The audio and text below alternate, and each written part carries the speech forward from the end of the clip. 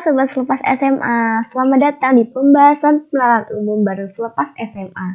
Nah, pada video kali ini, aku bakal bahas salah satu materi logika matematika, tepatnya pada bagian implikasi.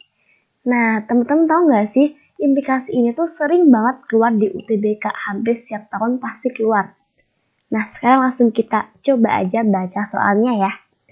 Nah, ini dia contoh soalnya. Di sini kita punya pernyataan P, yaitu Ares rajin belajar. Terus Q, Ares mendapatkan juara kelas.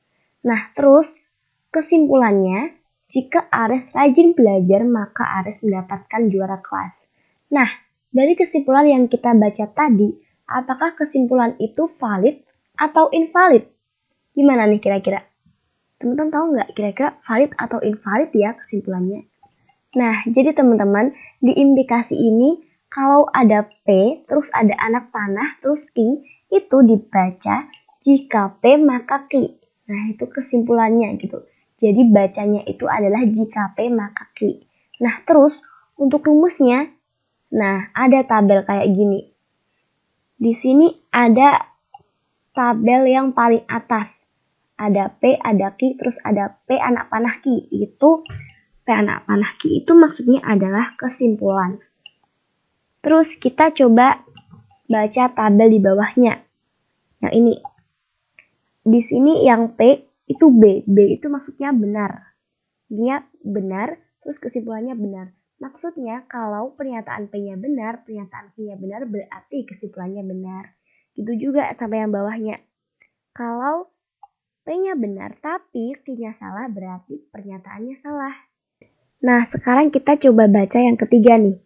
Kalau P-nya salah tapi Q-nya benar, berarti nanti kesimpulannya benar. Terus yang terakhir, kalau P-nya salah dan Q-nya salah berarti kesimpulannya benar. Nah, gimana nih maksudnya, Kak?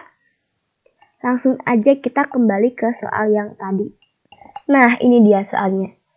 Tadi udah kita baca pernyataan P, Ares rajin belajar, Q, Ares mendapatkan juara kelas. Terus di sini kesimpulannya, jika Ares rajin belajar maka Ares mendapatkan juara kelas. Kesimpulannya apa? Valid atau invalid kira-kira? Kayak yang udah kita bahas tadi, ini dia tabelnya. Di sini kita punya pernyataan pertama, Ares rajin belajar. Terus di kesimpulannya juga, jika Ares rajin belajar, berarti benar dong kesimpulannya yang P. Terus kesimpulannya yang kedua, maka Ares mendapatkan juara kelas, sama kayak pernyataan yang Q. Berarti di sini kita pakai rumus yang mana nih? Berarti di sini kita pakai rumus yang pertama. Kenapa pakai rumus yang pertama? Karena di sini jika Ares rajin belajar ini benar, dan maka Ares mendapatkan juara kelas ini benar. Maksudnya benar ini sesuai dengan pernyataan yang ada di soal gitu. Berarti dapat disimpulkan dari sini kalau jawabannya adalah yang valid atau benar. Kenapa? Karena tadi kita tahu di tabel kesimpulannya yang benar. Gitu teman-teman. Nah, sekarang teman-teman pengen tahu nggak sih kira-kira kalau tabel yang bawah-bawahnya ini contohnya kayak gimana ya? Langsung kita coba aja yuk ke contoh-contoh berikutnya. Nah, di sini kita punya contoh soal yang kedua. Kira-kira apa yang membedakan sama contoh soal yang pertama tadi ya? Tahu nggak? Coba teman-teman baca dulu soalnya. Kalau kita baca lagi, di sini kesimpulannya, jika Ares rajin belajar, maka Ares tidak mendapatkan juara kelas. Di sini ada kata tidak. Berarti, maksudnya gimana? Berarti, yang bagian Q ini karena ada kata tidak tadi, berarti bagian Q adalah salah.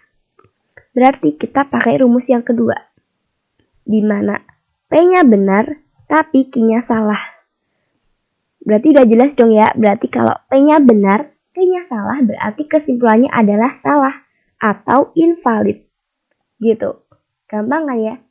Atau kita baca aja deh kesimpulannya. Jika Ares rajin belajar, maka Ares tidak mendapatkan juara kelas. Salah dong ya? Udah jelas banget. Di pernyataan soalnya, kalau Ares rajin belajar, maka Ares pasti dapat juara kelas. Gak mungkin enggak gitu. Berarti ini pernyataannya invalid gitu. Lanjut lagi ke contoh yang berikutnya nih. Nah, di sini kita punya kesimpulan yang beda lagi nih. Apa bedanya? Di sini bedanya. Jadi di sini kita punya kata tidak. Tidak di sini adalah pada bagian yang Ares tidak rajin belajar, berarti pada bagian yang P. Berarti di sini pada bagian yang P itu salah dan bagian yang Q benar. Karena di bagian yang Q itu nggak ada kata tidak. Gitu. Berarti dari sini udah kelihatan dong ya, P-nya salah dan Q-nya benar. Berarti kita pakai rumus yang ini nih. Nih. Berarti kesimpulannya kalau kita ikut tabel, kesimpulannya adalah benar atau valid. Oke teman-teman, kita lanjut ke contoh yang terakhir. Di sini ada kesimpulan yang beda lagi sama yang kesimpulan-kesimpulan sebelumnya. Apa yang membedakannya? Di sini ada kata tidak.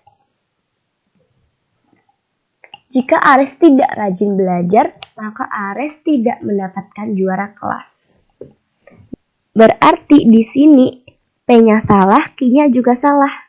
Karena di kesimpulan P-nya ada kata tidak dan Q-nya juga ada kata tidak. Jika Ares tidak rajin belajar, maka Ares tidak mendapatkan juara kelas. Berarti kita pakai rumus yang terakhir. Yang P-nya salah, Q-nya juga salah. Berarti kalau pakai rumus yang di tabel nih, kesimpulannya adalah benar dong. Atau valid. Kok bisa ya? Udah jelas-jelas P-nya salah, Q-nya salah, tapi kesimpulannya malah benar. Nah, sekarang coba kita baca kesimpulannya. Jika Ares tidak rajin belajar, maka Ares tidak mendapatkan juara kelas. Bener dong, kalau dia nggak belajar ya nggak mungkin dia dapat juara kelas. Berarti itu kesimpulan yang benar atau valid. Gitu teorinya teman-teman. Oke teman-teman, itu dia tadi sedikit materi tentang implikasi. Aku harap teman-teman mau diskusi dan mau belajar lebih jauh lagi tentang implikasi ini. Untuk materi selanjutnya, aku akan bahas kelanjutan dari materi ini. Jadi jangan lupa stay tune ya. Terima kasih. Semangat terus.